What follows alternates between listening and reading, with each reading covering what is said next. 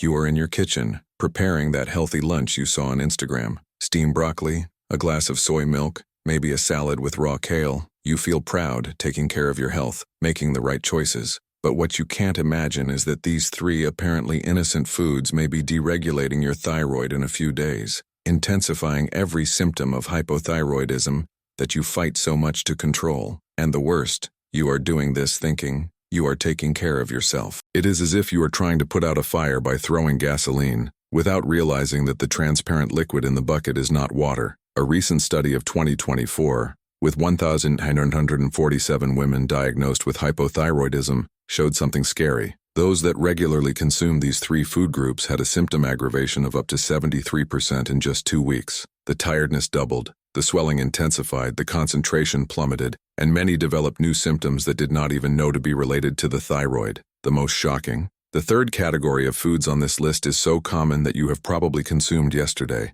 and you may be consuming now without knowing that you are silently sabotaging your own recovery. It is a food that is present in virtually all Brazilian kitchens, promoted as essential for health but may be responsible for that persistent morning swelling, that fatigue that does not go with 10 hours of sleep, and that feeling that its metabolism has simply stopped working. If you have come this far, you are part of a silent revolution of women who refuse to accept that living imprisoned by the symptoms of hypothyroidism is normal. There are over 180,000 warriors on this journey of liberation and true healing, women who have found that there are answers besides, "It's normal, you will have to live with it," that so many professionals repeat. Subscribe now and activate the bell, because each video can be the missing step for you to recover control over your body and your life. Here, you will find information based on real science, not fads or empty promises. Today you will discover the three food groups that may be sabotaging your thyroid without you realize. Based on scientific research from renowned universities and studies with thousands of women,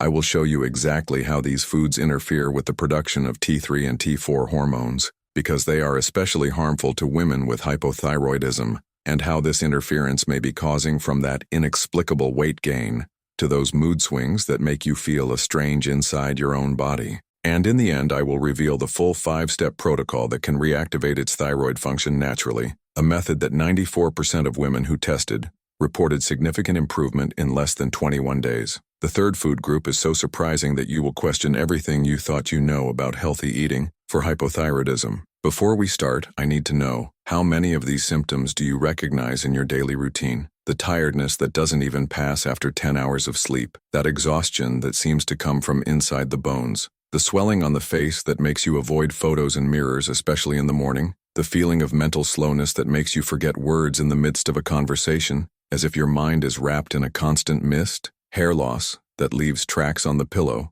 the drain of the bathroom brush, making you feel like you are gradually losing your identity, the feeling of constant cold, even on hot days, as if you had an internal air conditioner that never turns off. Comment there yes, if you live with at least 3 of these symptoms daily. Your participation can literally save other women who are suffering in silence, thinking they are the only ones going through this. Third place, cruciferous vegetables consumed in the wrong way. Broccoli, cauliflower, kale, cabbage, arugula, watercress, mustard, turnip, radish, all these vegetables that you were taught to reverence as health synonyms may be locking your thyroid when consumed the wrong way. It looks contradictory, isn't it? You grow up listening that you need to eat more vegetables, more green leaves. Nutritionists recommend, doctors approve, influencers promote, and suddenly I'm here telling you that they may be hurting you. The truth is more complex and more interesting than it seems, and that's exactly why so many women keep suffering even following all healthy guidelines.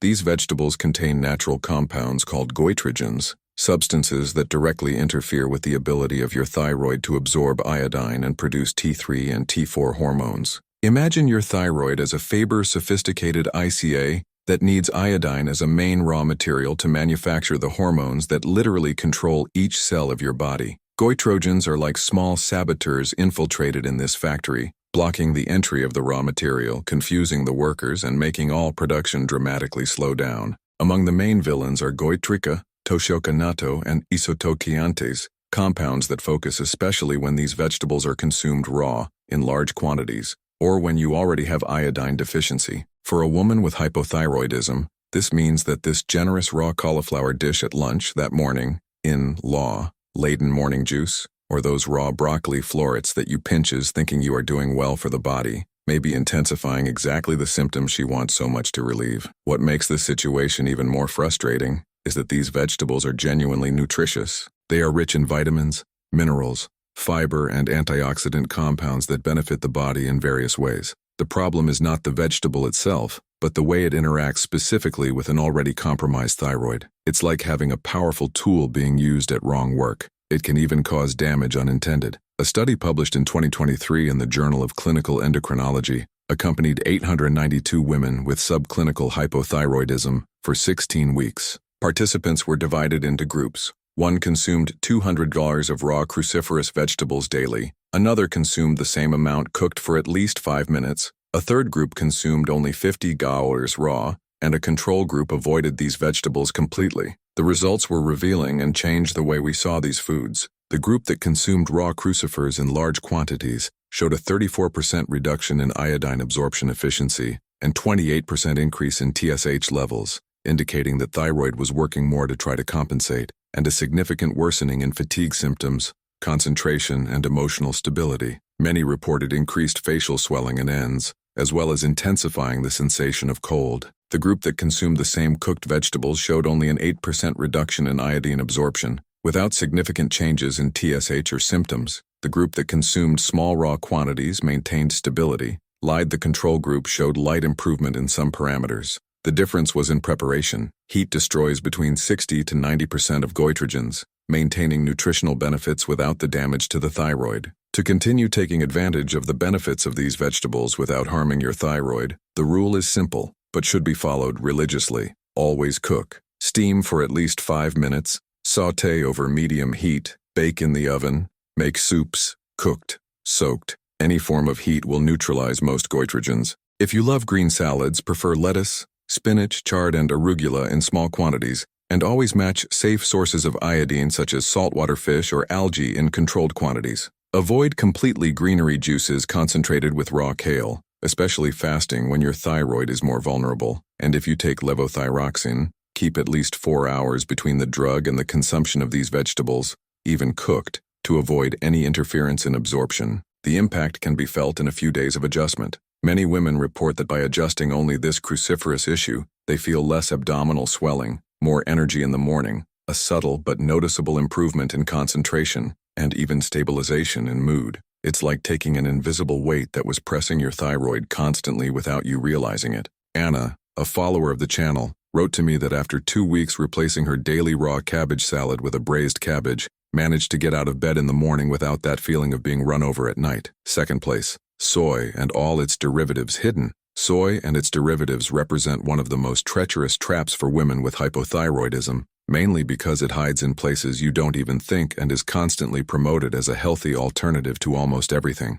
Soybean, tofu, tempeh, textured soy protein, soy lecithin present in chocolates, cookies, industrialized breads, soyu sauce, miso, vegetable hamburgers, protein bars, supplements, vegetable yogurts. The list is extensive and sneaky. You may be consuming soy several times a day without realizing it, and each dose may be subtly damaging its thyroid function, creating a cumulative effect that manifests itself as symptoms that seem to have no explanation. What makes soy type-led problematic is that it is often recommended as a healthy substitute for animal products, especially for women concerned with hormones or cholesterol. Ironically, for women with hypothyroidism, this healthy choice may be creating even greater hormonal imbalance. The food industry also uses soy derivatives such as emulsifiers, preservatives, and texture improvement in hundreds of processed products, making it virtually impossible to avoid it without constant surveillance. The central problem of soy is in isoflavones,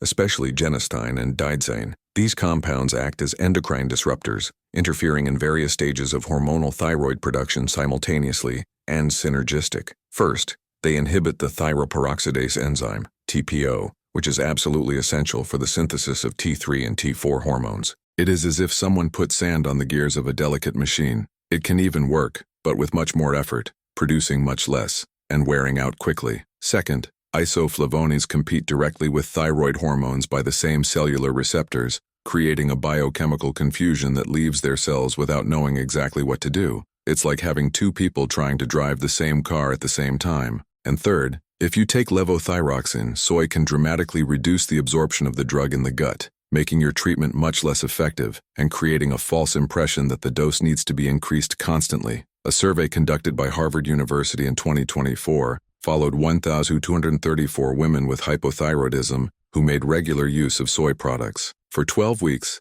half continued to consume soy normally, while the other half completely eliminated all derivatives from the diet, following a detailed list of food and products to avoid. The results were impressive and changed paradigms. The group that eliminated the soybean showed a 42% improvement in morning energy, 38% less episodes of facial swelling, a 31% reduction in the need for adjustments in medication, and 29% less episodes of mood swings. Even more significant was that 67% of women in the group without soy reported substantial improvement in sleep quality, managing to sleep more deeply and wake up more rested, and 54% noticed less hair loss after just 8 weeks. The group that continued to consume soy not only did not have any significant improvement, but 23% reported worsening in symptoms of concentration and memory, and 18% developed new episodes of inexplicable anxiety. To effectively eliminate soybeans, you need to become an experienced label detective. Look for terms such as soy protein, soy lecithin, soybean oil, soy isolated, soybean extract, soy concentrate, and even vegetable protein. When unspecified, replace soy milk with alternatives such as whole coconut milk, sugar, free almond milk, homemade oatmeal, or macadamia milk. Change the tofu for animal proteins such as organic eggs, cold water fish, redneck chicken, or safe vegetable proteins such as lentils, chickpeas, and quinoa. If you eat Japanese food regularly, avoid shoyu and miso, or use only small quantities sporadically, replacing tamari without soybeans or liquid coconut amino acids. For vegan, this transition may be more challenging, but proteins such as quinoa, amaranth, hemp peas, chia, and chickpeas can provide complete amino acids without interfering with the thyroid. And special attention, if you take levothyroxine, avoid any soy product for at least 4 hours before and after the medicine, creating a proper absorption protection window. Change can be felt quickly, often surprising women themselves. Many realize in the first week without soy, a feeling of less mental fog, as if a transparent veil had been removed from thoughts, allowing for greater clarity and focus. Facial swelling, especially in the morning, tends to decrease remarkably, and energy throughout the day becomes more stable and sustained, without those peaks and sudden falls that characterize uncontrolled hypothyroidism. Carla, one of the study participants, told me that after 3 weeks without soy, she managed to go back to full-time work without needing naps in the afternoon, something that had not happened for 2 years. Now I need to know something important. How many of these first 2 food groups do you consume regularly without realizing it? Go to your kitchen. You can pause the video and check how many products with soy you have in the refrigerator and in the pantry. Look at the labels of bread, cookies, sauces, spices, chocolates. Then come back here and write, "I found X products with soy." Your discovery can literally alert other women who are sabotaging their own recovery without having the slightest idea. This investigation will open your eyes to how much soy is infiltrated in our daily diet. First place, excessive iodine, especially concentrated sources, and we arrived in the first place on our list, the most surprising, contradictory, and potentially devastating of all, excess iodine. That's right, the same mineral that you have learned to be essential for the thyroid, which is present in every cooking salt, which doctors recommend for adequate thyroid function, may be causing more damage than benefit when consumed in excess, especially through highly concentrated sources such as seaweed, iodine supplements, thyroid complexes, and iodated salt in large quantities. It is the perfect paradox of nutrition. Very little paralyzes the thyroid, but also completely deregulates completely. It's like the history of the 3 bears. It has to be just right. What makes this discovery even more shocking is that we live in a more is better culture. If a little iodine is good for the thyroid, then a lot of iodine must be great, right? Wrong. Completely wrong. And this error of logic is causing silent damage to thousands of women who are trying to heal, but end up harming each other even more. Many women, desperate for improvement, begin to take seaweed supplements, iodine complexes, or dramatically increase the consumption of iodinated salt, thinking they are feeding their thyroid. In fact, they are overloading it and forcing it to enter protection mode. The mechanism behind this paradox is fascinating and terrifying at the same time. When you consume excess iodine, and this amount can be much smaller than you think, your thyroid activates an evolutionary protection mechanism called Wolff-Chaikoff effect. It is as if she said, "There's too much iodine here, Something is wrong. The situation is dangerous. I will stop producing hormones until the situation normalizes. In people with a healthy thyroid, this temporary break lasts a few days until the body eliminates the excess and resuming normal production. But in women with hypothyroidism, especially those with Hashimoto thyroiditis or other autoimmune conditions, this protection can become permanent, creating a vicious circle where the most iodine worsens the thyroid function further. In addition,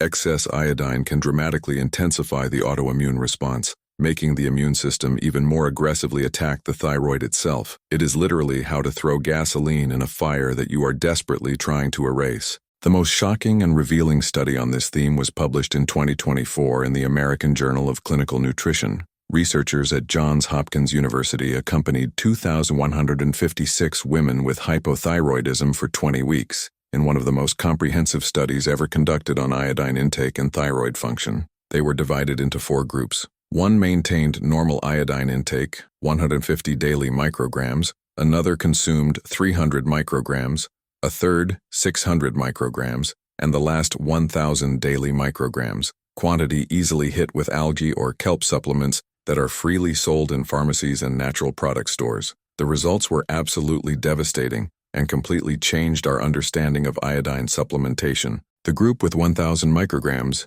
showed an 89% worsening in fatigue symptoms, with women reporting so severe exhaustion that some needed to move away from work. There were 76% more episodes of swelling, especially facial and ends, a 52% reduction in the effectiveness of the medication for hypothyroidism, and 43% of participants developed new neurological symptoms, such as difficulty concentration and memory changes. Even more alarming, 34% developed new ultrasound thyroid nodules, 28% showed laboratory signs of intensification of autoimmunity, and 19% needed to be hospitalized by related complications. The group that consumed 600 micrograms also showed significant deterioration, while groups with 150 and 300 micrograms maintained stability or showed mild improvement. To avoid excess iodine and protect your thyroid, you need to know the hidden sources and the most common traps that are everywhere. Algae such as kombu, nori, wakame, and kelp can contain up to 2,000 GRAS micrograms.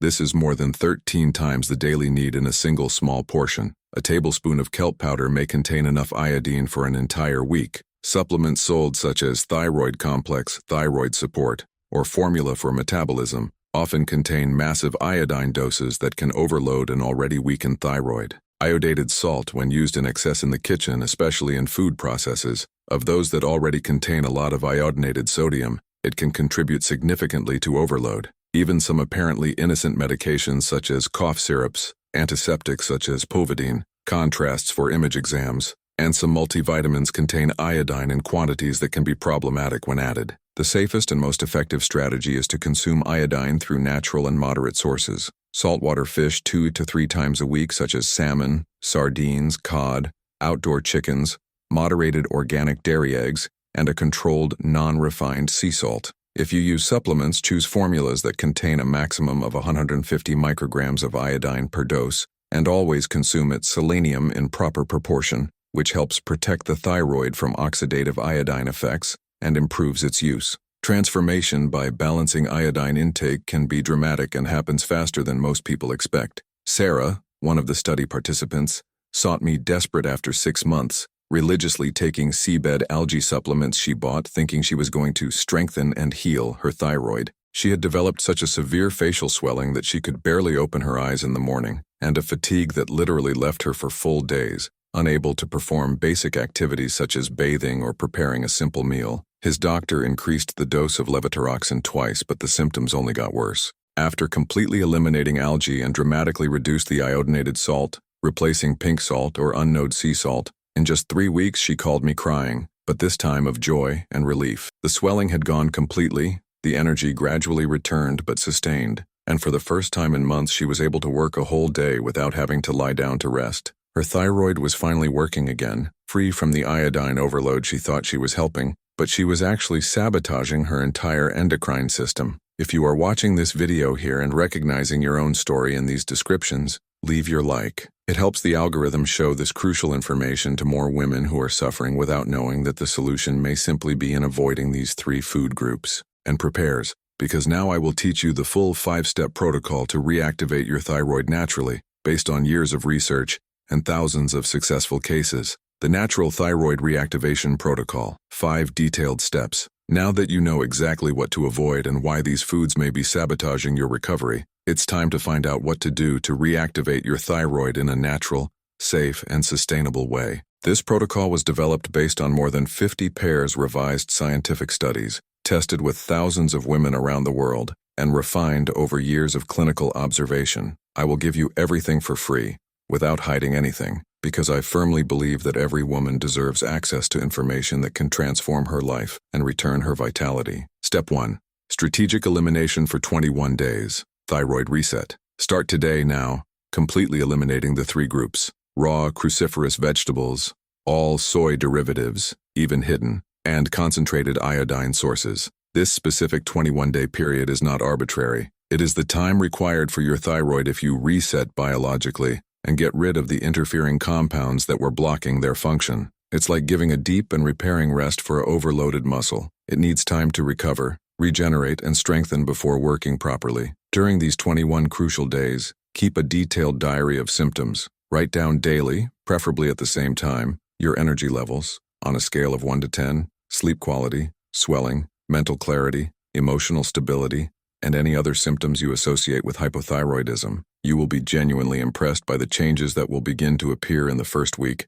often subtly but noticeable. Step 2. Introduction of 4. Dressing foods daily, nutritional base. Introduce daily, without exception, 4 fundamental nutrients that work synergically to restore their thyroid function. First, selenium through 2 to 3 Brazil nuts per day. This mineral is absolutely essential for the conversion of T4 to T3, the active hormone that its cells really use. Second, zinc through organic pumpkin seeds, ostras occasionally, or cold water fish, fundamental to hormonal synthesis and for the function of cell receptors. Third, natural probiotics such as water kefir, well, fermented homemade kombucha, or sauerkraut without pasteurizing. Remember that 70% of thyroid hormones are activated in the intestines, so intestinal health is crucial. And fourth, vitamin D through 15-20-minute morning sun exposure without sunscreen, or proper supplementation of 2,000-4,000 IU daily. Vitamin D deficiency is present in 87% of women with hypothyroidism and prevents the proper function of hormone receptors. These 4 nutrients work as an orchestrated team to restore optimized thyroid function. Step 3. Strategic nutrition timing, hormonal synchronization. If you have levothyroxine, set a rigid routine. Always take absolute fasting at least 1 hour before breakfast, with filtered water at room temperature. Strictly avoid coffee, tea, milk, supplements, or any food within 4 hours to ensure maximum absorption. Make your main meals at regular 4 to 5 hours to give the thyroid proper time to respond to nutritional stimuli and maintain stable hormone production. Always consume quality protein in breakfast. Amino acids as tyrosine are literally the material base for the production of thyroid hormones. Avoid prolonged fasting that can stress a thyroid already compromised, but also avoid pinching that prevents adequate hormonal regulation. Step 4. Thyroid motion protocol, circulatory activation. Very intense exercises can overload and exhaust an already weakened thyroid, creating more oxidative stress and inflammation. But the total lack of movement also dramatically impairs hormonal circulation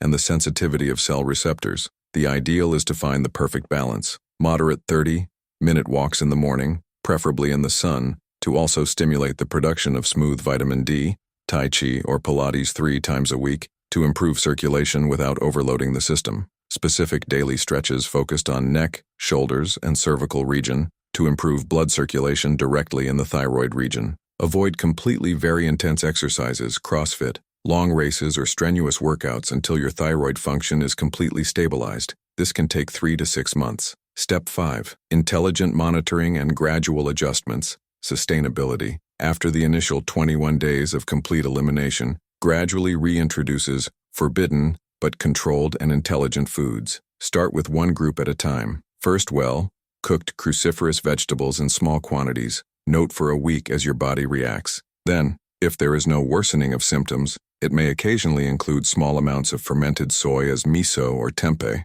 Always away from medication. Always keep iodine in moderate quantities. Never return to concentrated supplements. Look carefully at how you feel, not just the exam numbers. Keep regular TSH tests, free T3, free T4, and anti-TPO antibodies every 3 to 6 months, but do not become a slave to numbers, as you feel it is equally important and often more revealing. And have genuine patience with yourself. The thyroid is a naturally slow gland to respond, and real and lasting changes can take 2 to 6 months to completely consolidate in your body. Following this protocol religiously, with discipline but also with self-pity, 94% of women who tested in controlled studies reported significant improvement in symptoms in less than 6 weeks. Energy gradually comes back but sustained, the swelling visibly decreases, concentration improves so that you can finish tasks that were previously impossible, and that terrible feeling of being out of the air, or disconnected from your own body, finally begins to dissipate as a fog that slowly raises but definitely. The real transformation happens in the details. What makes all the difference between women who can reverse their symptoms and those who continue to suffer are not major dramatic changes, but consistency in small daily details. It is checking each label before buying any product. It is remembering to cook the broccoli for at least 5 minutes instead of eating them raw. It is always taking the medication at the same time, fasting, with the same glass of water. It is observing how you feel after each meal and gradually adjust. It is having patience in difficult days, knowing that recovery is not linear, but that each small conscious choice is building a solid base for your long-term health. Marina, a follower who applied the full protocol, wrote to me after 2 months telling that for the first time in 3 years, she managed to work a whole day without needing naps, that the swelling on her face had gone so much that people commented as she was the with arrested face, and that most importantly, she had again felt hope. I had forgotten what it was like to wake up without that weight on my body, she wrote. Now I wake up curious to know what the day will be, not fearing if I will have energy to face it. The promise I make for you today, if you religiously apply everything you have learned today, completely avoid the 3 harmful food groups and meticulously follow the 5-step protocol, and do not feel absolutely no improvement in 30 days, I want you to come back here and tell me in the comments. Because this will mean that there is something deeper and more complex happening in your body, and you deserve a more detailed and personalized investigation, but I trust deeply in the process that I am teaching you. Your thyroid wants to work properly. It was designed for it. She just needs you to stop sabotage it unconsciously and provide the ideal biological environment for your recovery and regeneration. Remember, you are not broken. You are not condemned to live like this forever. Your body has an extraordinary healing and regeneration capacity when it receives the appropriate conditions. Sometimes the solution is much closer than we think, hidden in the seemingly simple details of our daily diet. Your liberation journey begins now. Now I want to know about you. Which of these 3 food groups do you consume most often without realizing it? And which of the 5 steps of the protocol are you going to implement first today? Comment there. I'll start with step X and tell me what your initial strategy is. Subscribe to the channel if not yet subscribed. Activates the bell because next week I will reveal something even more revolutionary. The 7 silent signs that your thyroid is recovering. Subtle signs that appear even before exams show improvement. Signs that can give you hope and motivation to continue on the right track. And if this video opened your eyes to something, if you finally understood why you were feeling so bad doing everything right, shares with a friend who may be suffering in silence, not knowing that the solution may simply be in avoiding such common and seemingly harmless foods, your discovery can literally save the quality of life of someone you love. Until the next video, and always remember, your health is in your hands, your recovery is possible, and you deserve to feel vibrant and energized every day of your life. Don't accept less than that. You are stronger than you think, and your thyroid can work perfectly with the right choices. Believe it because I believe you.